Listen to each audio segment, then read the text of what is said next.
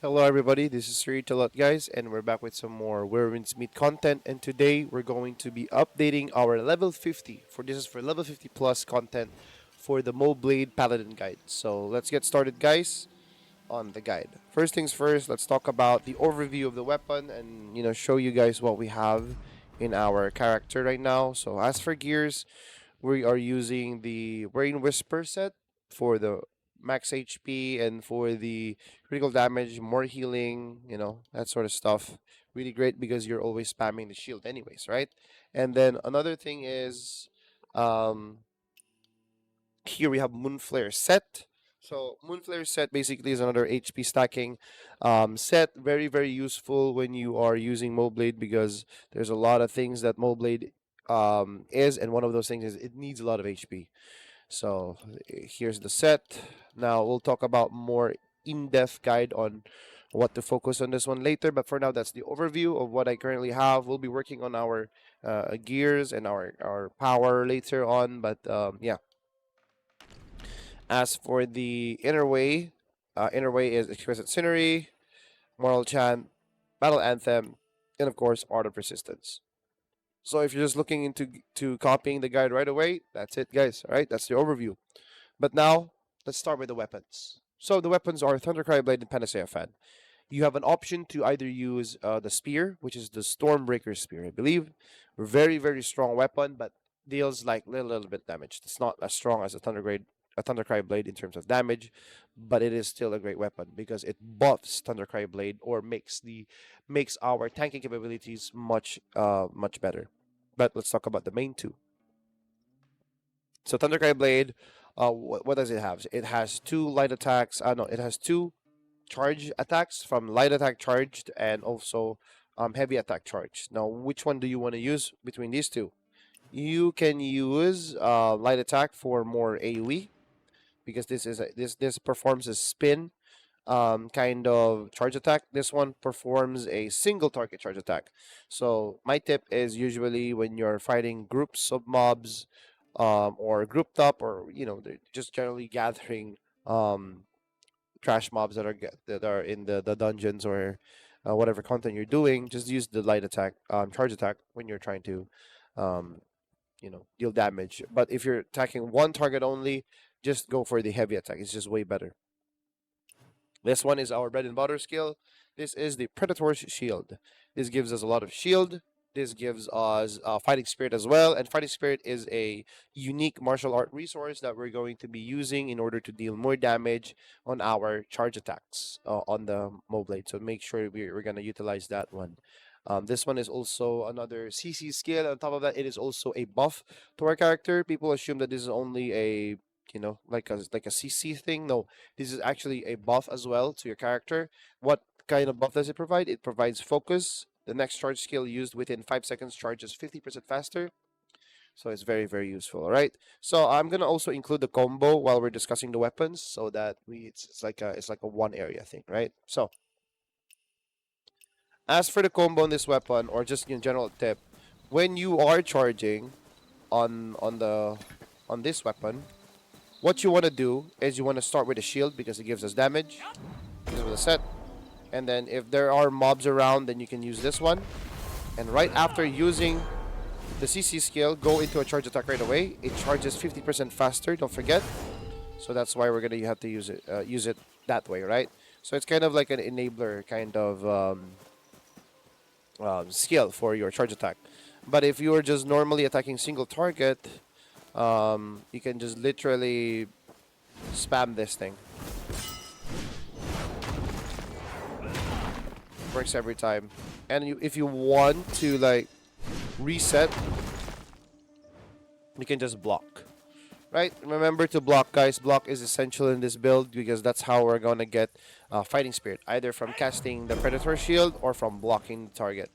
Right? And Fighting Spirit is a resource we use to gain more damage whenever we do charge attacks on our heavy attacks or charge attacks. So here we are with this one. Do that, and then last slam, and then go into a block right away so that the animation is faster and there's not much delay.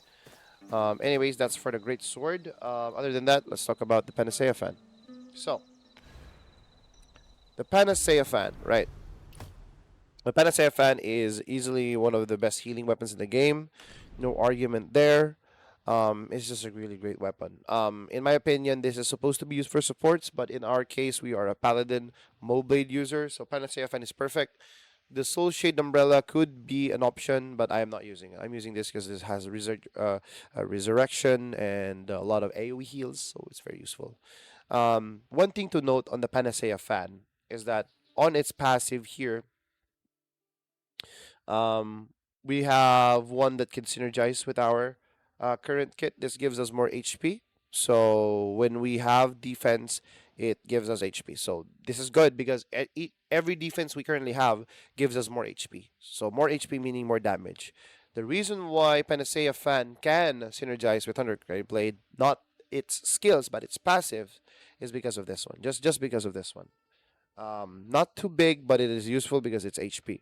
Now, the reason why we need a lot of HP on the Thundercry Blade, guys, is because on its passive as well, when we hit a certain level of HP, let's say, so already we have a 3% base crit chance on our charge skills, but on top of that, every 6,000 max HP up to 30,000, we get 1% to 5% crit chance. So it's very important because Thundercry Blade is a crit damage dealing weapon. It's not like a pure damage dealing weapon. It is a crit damage dealing weapon. That is why our sets will make sense later on, right? But generally, the tip on how you play this too is just to always use the fan whenever it is ready to be used. Like there is no, the skills are already and not on cooldown. So what you want to do is like, let's say you're gonna do it. You're gonna go into a rotation here, right?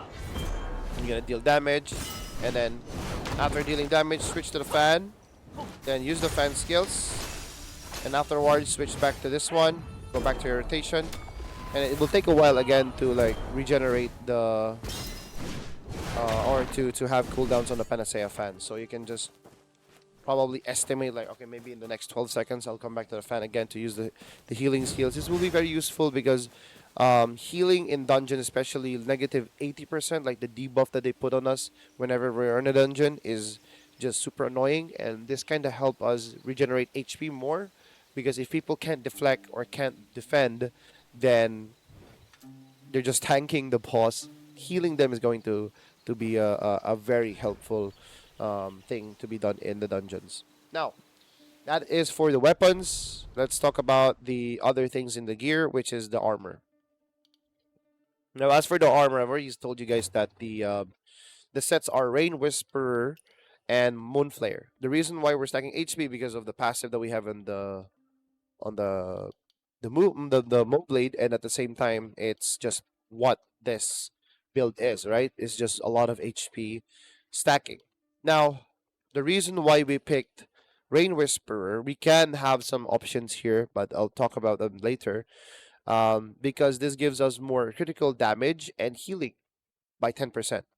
So this is already a passive that's already ongoing. There's no need to activate it. To increase this further, we just need to activate our shield, which we always do, right? You know, another thing is this one. Now it is a HP again, but this one is really good. Now, when attacking while defending, there's a 30% chance to create a shield that absorbs up to 10% of max HP. So whenever you are in cooldown and then your shield has already expired, you're no longer dealing extra 5% damage, or you're no longer, getting the passive you're getting from the inner way. So we're gonna talk about the inner way soon. So this enables you to like, okay, you're on cooldown, so try defending an attack and gaining a shield back for free, like just getting hit, right? So it's really good. Like it just synergizes with our entire kit. And then I guess for the gearing, guys, I would say focus on getting. Okay, so the priority list are try getting a lot of HP. No brainer, right? To get a lot of HP, get a lot of crit because we have too much crit damage already, or we have a lot of sources from crit damage and we don't need crit damage anymore, but we need to activate the crit damage, so we need more critical chance. We need max attack because our weapon doesn't deal min attack because of the abrasion on the passives right here. I'll show you right here in a second. So one of the things that is really really nice about the Mo Blade is the fact that it doesn't deal abrasion, and I believe abrasion is min damage. When you activate abrasion, it's going to hit the lowest damage possible, right? But we'll never do that. So max attack is really good. We also have something here called stone split attribute up. Now this is based off your min, so you can kind of get some minimum attack, but I would say go for max attack, right? But again, on the abrasion, guys, correct me if I'm wrong. I've done my research on this one, but if it's wrong, then let me know in the comments, right? But all in all, we deal more critical damage and we do not deal min damage. It's really nice. Okay, now let's proceed with the. So that is the gear, guys. Let's go with the abilities. The inner way, very important. Exquisite scenery is just a no-brainer pick. Is your Mo Blade? You're supposed to have this. You are supposed to get this one. The ones that are really locked in here are they're all actually locked in. There's nothing good in there anymore to put in here unless there is something. Let me know. But first things first, exquisite scenery. Why are we getting this? Not because of this. We're getting this because of the everything in here, right? So let's talk about them. This one, successfully defending, gives us a 20% chance to restore one bonus bar of battle will, really useful. Also increases our HP, really useful. Increases the power of charge heavy attack without charging from the first stage. This is probably the when you gain that special counter. Yeah, so it increases more power to it. Reduces the interval of special defensive riposte after successful defense. I don't understand this, but that will be useful. Physical damage reduction, always useful. And then this one, when casting the third stage of Thundercry Blade's charge attack, and its varied combos, if there is enough battle will, you can consume one bar of battle will to increase damage by 25% up to 50%. So this just enables our charged attacks to be more effective in battle. So if we max this out, we're gonna hit so hard with it. Like I'm already hitting like 2k, 3k, 3.9k crit damage whenever I crit. But regular damage is I never see three digit numbers anymore. I'm just hitting 1.1, 1.2, 2k. It's really nice in the ice. But anyways, Moral Chant. Moral Chant is well in every single build. Like this is just super super good. I think this is one of the best ones in here so far for damage and for healing. The reason why this is really good because it gives us, I believe it gives us more attack and healing, but at the same time also gives us physical penetration because we upgraded it. But more physical attack, we are physical attack, and when the target is controlled, I believe when the target is controlled, it is CC'd. So take note of that one. When something is CC'd or I don't know if exhausted, we deal more damage. This is useful if they are truly CC'd. This one just gives us more. This just guarantees our activation on the Yi River. More crit rate because we need that. And at the same time, double damage at the end. This is a double damage, double heal. Really, really good. Anyways, another one is Battle Anthem because we are always using charge attack. We need this. Absolutely need this.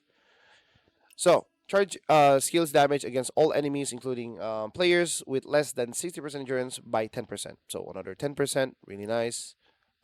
This one gives us more affinity rate. Affinity rate, I believe, is I think bonus damage is it's a separate stat from crit because crit gives us um, damage, but affinity gives us bonus damage based off our max damage or max attack.